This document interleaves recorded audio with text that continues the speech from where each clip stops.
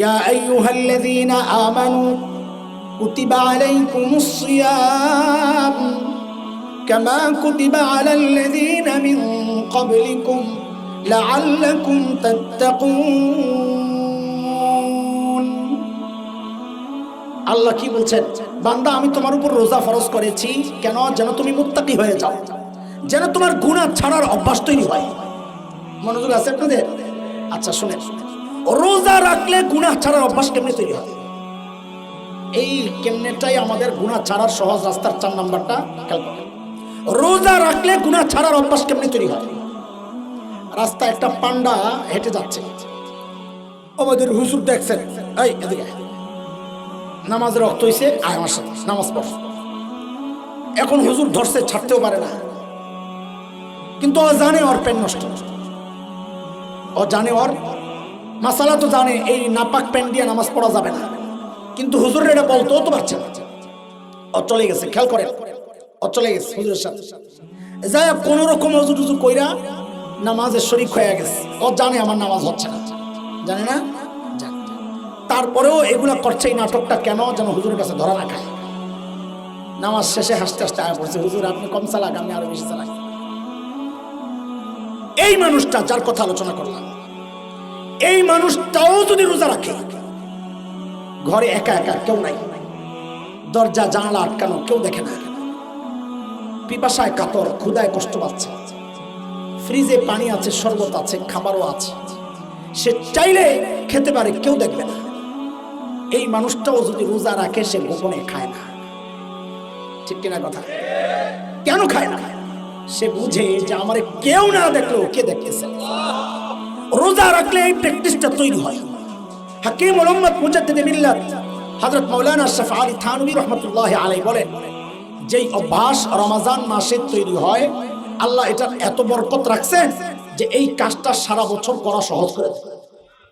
যে বান্দার এই অভ্যাস তৈরি হয়, আমার কেউ দেখছে না, আল্লাহ দেখছেন, সে গুনাহ করতে পারে না। প্রমাণ হচ্ছে রোজা। একজন অপরাধীও গোপনে খায় না, কোন অনুভূতির কারণে? যে আমার কেউ না দেখলেও কে দেখতেছে। তো এই জন্য আমাদের বড়রা গুনাহ ছাড়ার জন্য চতুর্থ আরেকটা রাস্তা আমাদের সামনে রেখেছেন, বলে 3টা বিষয় তুমি দিল আর দিমাগের মধ্যে বসাও। খেয়াল করেন, কয় বিষয়? কয় বিষয়? 1 নাম্বার, শুনেন, এই 3 বিষয় বুঝার আগে আরেকটা জিনিস বুঝেন। মানুষ গুনাহ করে 2টা বিষয় তাকে উৎসাহিত করে। কয় বিষয়? এক হচ্ছে সে যখন একা একা হয়, একা একা হইলে সে ভাবে আমি তো একা। আরেকটা হচ্ছে সে ভাবে আমার কেউ দেখে না। 2টারই জবাব আল্লাহ দিয়েছেন, তুই একা না, হুয়া মাআকুম আইনামা কুনতুম, তুই যেখানে আসিস আমি আল্লাহ আছি। কেউ দেখে না, এর জবাব আল্লাহ দিয়েছেন, আলাম ইয়ালাম বিআন্নাল্লাহা ইয়ারা, সে জানে না আমি তাকায় আছি। ও দোস্ত, গুনাহ করার সময় 3টা বিষয় মাথায় ঢুকানো, দিল আর দিমাগের মধ্যে বসানো। 1 নাম্বার, বলেন আমার সাথে, আমাকে আমার মালিক দেখতেছে। ঠিক না? আমি যা বলি তা বলেন। বলেন 1 নাম্বার কি? চতুর্থ গুনাহ ছাড়ার সহজ রাস্তা হচ্ছে এই 3 কথা দিল দিমাগের মধ্যে বসানো, যে 1 নাম্বার, 3 কথার 1 নাম্বার, আমাকে কে দেখতেছে? আমার মালিক দেখতেছেন। মায়ার সাথে বলেন শব্দটা, আমাকে কে দেখতেছে? আর আল্লাহ তো আমি বলতে পারতাম, কে দেখতেছে? আপনি মনে মনে ভাবতেছেন, হুজুর ঘুরাইয়া বলার দরকার কি? ডাইরেক্ট আল্লাহ বললে কি সমস্যা? কোনো সমস্যা নাই। মালিক বলার মধ্যে একটা মতলব আছে। কি মতলব? আমি ওদিকে যাইতে, আমি সাইড চাইছিলাম আজকে সব বাদ দিয়ে কথা বলবো, সাইডে গেলে আমার ঝামেলা হয়। সূরা ফাতিহা পড়েন না আপনারা? মালিক ইয়াউমিদ্দিন পড়েন, পড়েন। অর্থ কি বলতো? উত্তর তো সঠিক দিয়েছেন। কি দিবসের মালিক? অনেকে বলে ফেলে কিয়ামত দিবসের মালিক। না, বলেন কিসের মালিক? বিচার দিবসের মালিক। আচ্ছা, আমাদের হাইকোর্টে যিনি বিচার করেন তাকে মালিক বলে না বিচারক বলে? সুপ্রিম কোর্টে, সাধারণ কোর্টে বিচার যিনি করেন তাকে কি বলে? তো বিচারকের কোনো আরবি শব্দ নাই? আছে হুজুর? হাকিম আছে, কাজী আছে, আর কত শব্দ আছে। বিচারকের জন্য তো আরবি শব্দ আছে। বিচার দিবসের বলেন না, যিনি বিচার করেন তাকে কি বলে? বিচারক বলে না মালিক বলে? তো আরবিতে বিচারকের কোনো শব্দ নাই, কথা বলে। তা আল্লাহ বিচারক নিজেকে না বইলা মালিক কেন বললে? প্রশ্নটা বুঝে আসছেন আপনার? বলে মালিক বলার কারণ আছে। মুহাক্কিকিনরা বলেন বিচারক আর মালিকের মধ্যে পার্থক্য আছে। কি পার্থক্য? বলে বিচারক বিচার করেন সংবিধান অনুযায়ী, এর বাহিরে যাওয়ার কোনো সুযোগ নাই। আদালতে যারা বিচার করেন সংবিধানের বাহিরে যায় বিচার করার কোনো সুযোগ। এই টুপিটার মালিক আমি যদি টুপিটা কাউকে ফ্রিতে দিয়ে দেই, কারো কিছু বলার আছে? কেন নাই? আমি মালিক। আমি যদি টুপিটা কারো কাছে 10 টাকায় বিক্রি করি, কারো কিছু বলার আছে? কেন নাই? আমি মালিক। আমি যদি ফালায়া দিই কাউরে না দিয়া, কারো কিছু বলার আছে? কেন নাই? আমি মালিক। মালিকের কোনো সংবিধান নিয়ম, আমার যা ইচ্ছা আমি তা করবো, তোর কি? আল্লাহ তাআলা নিজেকে বিচার দিবসের বিচারক না বলে মালিক কেন বললেন? তা আমাদের বড়রা বলেন, আরে এটা আমার জন্য অনেক বড় একটা আশার অবস্থা, রাস্তা খুলছেন আল্লাহ তাআলা। আল্লাহ যেন বলতে চান, বান্দারে তুই নামাজ পড়স নাই, আমি যদি বিচারক হইতাম সিস্টেম মতো বিচার করে তোর জাহান্নামে পাঠাইয়া দিতাম। তুই রোজা রাখস নাই, আমি যদি বিচারক হইতাম সিস্টেম মেনে তোকে জাহান্নামে পাঠাইয়া দিতাম। কিন্তু আমি তো আজকে বিচারক না, আমি মালিক, বিচার দিবসের মালিক। মালিকের কোনো সিস্টেম চলে না। তুই আজীবন গুনাহ করছস, আমি চাইলে সব মাফ করে তোর জান্নাত দিয়ে দিতাম। বুঝে আসছে না কথা? ওই জন্য বারবার ওইটা বলাইতেছি। বলেন আমাদেরকে কে দেখতেছে? আমারও কয় আল্লাহ। আরে মালিক বলার মধ্যে আল্লাহর কাছে একটা চাওয়া আছে গোপনে, সেটা হইলো আল্লাহ আমি তো আল্লাহ, ঠিকই আছে, আল্লাহর জাতের নাম। মালিক বলার মধ্যে আলাদা একটা চাওয়া আছে যে আপনি তো মালিক, আমি তো অপরাধী, সিস্টেমে ফালাইয়া দিলে আমি শেষ হয়ে যাবো, কিন্তু আপনি তো সিস্টেমের ধার ধারে না। আপনি চাইলে আমার ওই সব গুনাহ বাদ দিয়ে আমার জান্নাত দিয়ে দিতে পারেন। মালিক বলার মধ্যে একটা ভিতরের রহস্য তো আছে, ওই রহস্য বুঝাই বল ডাক দিতে হবে। বলেন কি বলতে হবে? কয় কথা দিল আর দিমাগের মধ্যে বসাইতে হবে? 3 কথা, খেয়াল করেন। 1 নম্বর বসাইতে হবে, আমাকে কেউ না দেখলেও কে দেখতেছেন? আমার মালিক দেখতেছেন। মাশাআল্লাহ, দিল থেকে বলেন কে দেখতেছেন? মালিক শুধু দেখেন না, আমি আপনি যখন গুনাহ করি মালিক পেছন থেকে ডাকতে থাকে। কি করতে থাকে? কি বলে ডাকেন? কোরআনুল কারীমের সূরা ইনফিতারের মধ্যে আল্লাহ এটাও জানায় আছে। কি বলে ডাকেন? ইয়া আইয়ুহাল ইনসান মা গররাকা বিরাব্বিকাল কারীম। ও মানুষ, ওই কারীম রবের ব্যাপারে তোমাকে কে ধোঁকায় ফেলায়? দোস্ত, এই ডাকটার ওজন কত এটা বুঝতে হলে কারীমের অর্থ বোঝা লাগবে। কারীমের অর্থ না বুঝলে এই ডাকের ওজন বোঝা যাবে না। কারীম কাকে বলে? কারীম কাকে বলে? আরবিতে কারীম বলে ওই দাতাকে যিনি না চাইতেই দেন। এবার একটু বুঝে শুনে বলেন, আমার এই চোখটা চায়া পাইছি না না চায়া? কান চায়া পাইছি না না চায়া? জিহ্বাটা চায়া পাইছি না না চায়া? একবারে বলে ফেলেন শরীরের কোন অঙ্গটা চট্টগ্রাম ঢাকা হাইওয়ে রোড অবরোধ কইরা আন্দোলন কইরা আল্লাহর কাছ থেকে চায়া? কথা কথা একটাও না, সব আল্লাহ না চাইতেই দিছেন। যেই দাতা, যেই জাত না চাইতেই দেন তাকে কি বলে? মালিক বলে। আল্লাহ বলছেন বান্দারে, কারীম বলে, মালিক না, কি বলে? কারীম বলে। আল্লাহ বলছেন, ওরে বান্দা, ওই কারীম রবের ব্যাপারে তোরে কে ধোঁকায় ফেললো? এই কথার ওজনটা বোঝার জন্য একটা উদাহরণ বুঝেন। আমাদেরকে আল্লাহ আল্লাহ রসুল বাদ দিলে সবচেয়ে বেশি ভালোবাসেন। আগে একবার বলছি কে? আল্লাহ আল্লাহ রসুল বাদে এগুলো আল্লাহ আল্লাহ রসুলকে আনা যাবে না। সবচেয়ে বেশি ভালোবাসেন মা। মার কলিজায় কত দরদার ভালোবাসার মহাব্বত আমি কেমনি বুঝাবো? আমি তো মা না, এটা শুধু মা জানে। মাকে যে আল্লাহ বানাইছেন সে আল্লাহ জানে। আগে একটা উদাহরণ দিছি মায়ের দরদের কথা, আমার মায়ের কথা বলেছিলাম, মনে আছে না? আমরা এটা বলতে পারবো না, তবে কোরআন সুন্নাহ পড়ে মাসআলা শিখে যেটা জেনেছি অনুমান করতে পারি মার দরদ কত। যেমন একটা মাসআলা আপনাদেরকে শোনাই। একটা মাসআলা তো এমন, কোন সন্তান যদি বাবা মার আগে ইন্তেকাল করে তো বাবা তো সন্তানের লাশের পেছনে পেছনে যেতে পারে, বাবা তো সন্তানের কবরেও নামতে পারে। বলে কেন? বাবার কলিজায় কি দরদ মায়া নাই, ভালোবাসা নাই? বলে আচ্ছা। বাবাও চিৎকার করে করে কাঁদবে, বাবাও বুক চাপড়াবে, কিন্তু বাবাকে আল্লাহ ওই শক্তি দিয়েছেন সন্তানকে দাফন করে বাবা উপরে ওঠার মতো ক্ষমতা রাখে। কিন্তু কোনো মায়ের জন্য সন্তানের লাশের পেছনে যাওয়া চলবে না, কোনো মায়ের জন্য সন্তানের কবরে নামা চলবে না। কেন? দুনিয়ায় এমন কোনো মা নাই যে সন্তানকে দাফন করার জন্য কবরে নামবেন, সন্তানকে দাফন করে সুস্থ অবস্থায় উপরে উঠবেন, এমন কোনো মা নাই। নিজেও লাশ হয়ে শুয়ে পড়বেন। আমি একটু জিজ্ঞেস করতে চাই আপনাদের কাছে, আমি ওই আয়াতের ওই ডাক্তার ওজন বুঝাইতেছি, একটু জিজ্ঞেস করতে চাই, মার কলিজায় যে এত মায়া, একটু বুঝে শুনে বলেন তো কেন মা আমার কান বানাইছে, চোখ তো বানাইছে, জিহ্বা, হাত পাও, তো কি বানাইছে? বলেন না, কি বানাইছে? কিচ্ছু বানান নাই। অল্প কয়েকদিন ভাড়াটিয়ার মতো পেটে ধারণ করেছেন, লালন করেছেন, জন্মের পর পালন করেছেন। তাতেই মার কলিজায় এত মায়া, তাতেই মার কলিজায় এত মায়া। আহ আহ তাইলে যে আল্লাহ আমার চোখ বানাইছেন ওই আল্লাহর কত মায়া, যে আল্লাহ আমার কাঠ বানাইছেন ওই আল্লাহর কত মায়া, যে আল্লাহ আমার হাত পাও বানাইছেন ওই আল্লাহর কত মায়া, যে আল্লাহ আমাকে এত এত নিয়ামত দিয়া বাঁচায় রাখছেন ওই আল্লাহর কত মায়া। আরে মায়াটা বুঝেন না? ভাবেন কোনদিন? মায়া বুঝেন, ভাবেন?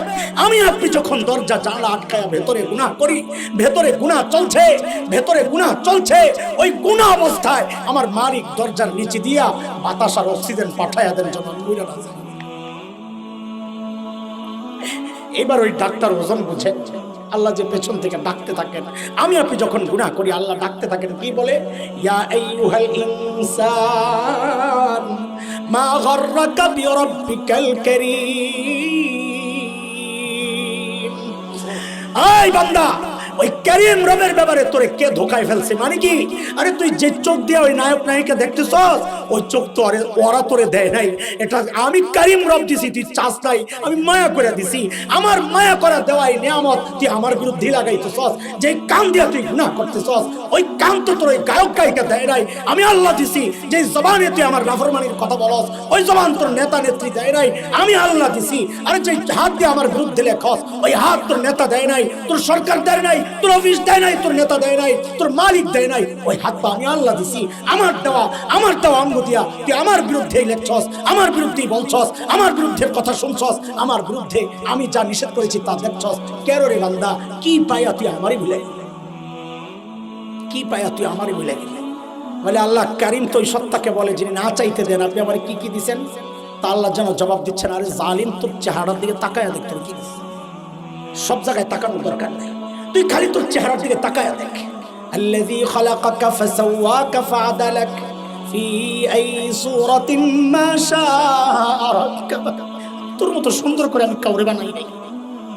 আর দেখ দেখ তোর চোখের মধ্যে কি সুন্দর ঝাড়ু লাগাইয়া দিছে।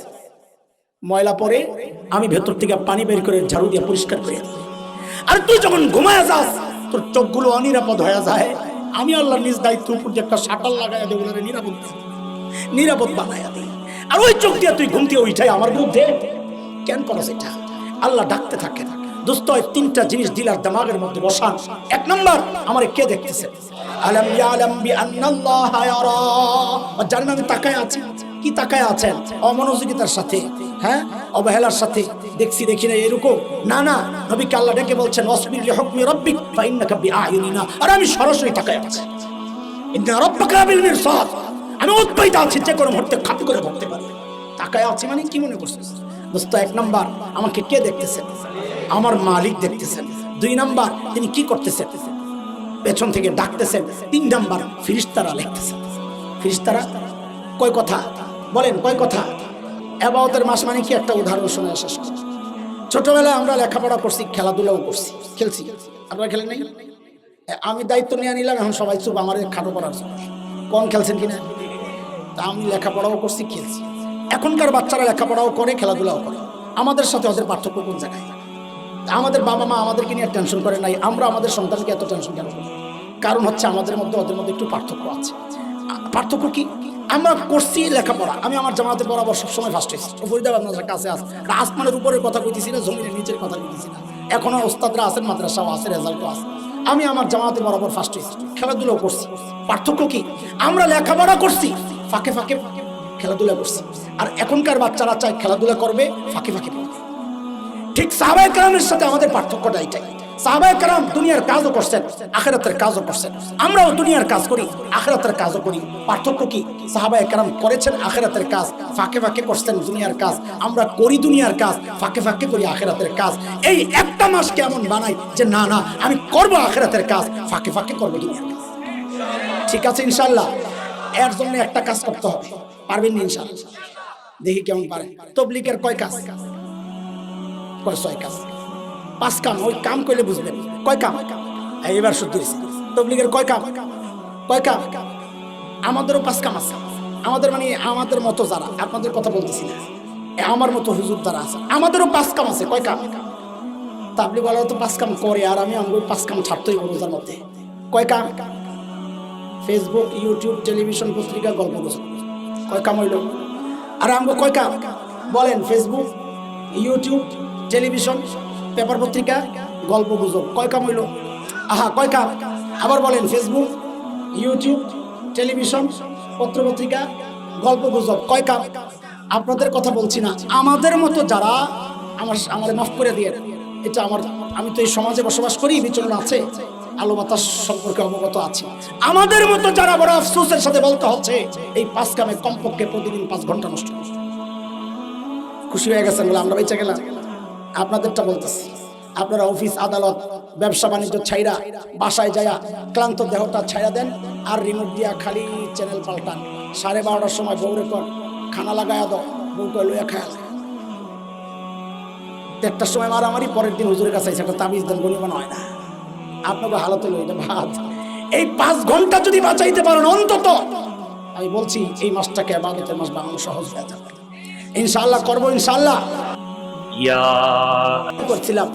দেখেন 2টা জিনিস, একটা হচ্ছে রোজা, রোজার উদ্দেশ্য আলাদা, আরেকটা হচ্ছে রমাজান মাস, রমাজান মাসের উদ্দেশ্য আলাদা।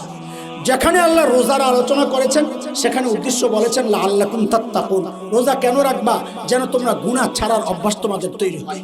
আর যেখানে রমাজান মাস আসছে সেখানে আল্লাহ বলেন শাহরুর রমাদানাল্লাযী উনজিলা ফীহিল কুরআন, আমি এই মাসে কোরআন নাযিল করছি। আমাদের হযরত মুফতি তাকি ওসমানী দামাত বারাকাতুহুল আলিয়া বলেন, যেখানে রোজার ব্যাপার আসছে এখানে উদ্দেশ্য হচ্ছে গুনাহ ছাড়ার অভ্যাস তৈরি করা, এটার উদ্দেশ্য আলাদা। যেখানে মাসের ব্যাপার আসছে সেখানে বুঝাইছেন আল্লাহ তাআলা এই মাসটা কিন্তু ইবাদতের মাস। মাসটা কি? কারণ বাংলা বছর শুরু হয় কোন মাস দিয়ে? হ্যাঁ, ইংরেজি, আরবি মুহররম। মুহররম হচ্ছে অফিসিয়াল কাজ কারবার করার জন্য মাস।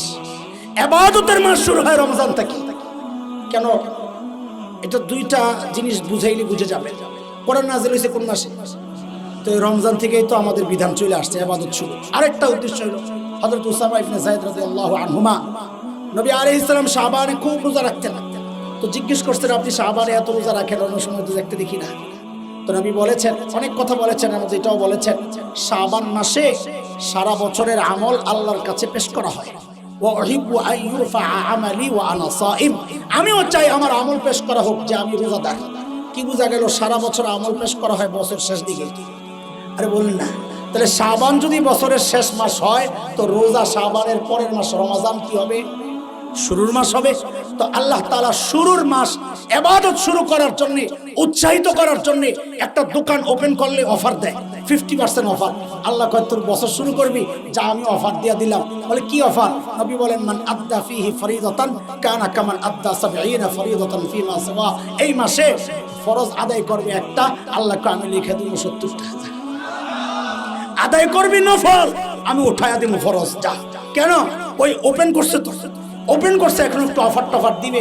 বান্দার সারা বছরের ঘাটতি পোষায় নেওয়ার জন্য আল্লাহ একটা সুবর্ণ সুযোগ দিচ্ছেন। এটা হচ্ছে মাসের উদ্দেশ্য, রোজার উদ্দেশ্য গুনাহ ছাড়বো। এই জন্য বলেন আমাদের 2 কর্মসূচি। শেষ কথা, প্রতিজ্ঞা করেন একটা মাস এমন কাটাবো যে গুনাহ করবো না। ঠিক আছে ইনশাআল্লাহ। দ্বিতীয় কর্মসূচি, এই মাসকে ইবাদতের মাস বানান ইনশাআল্লাহ।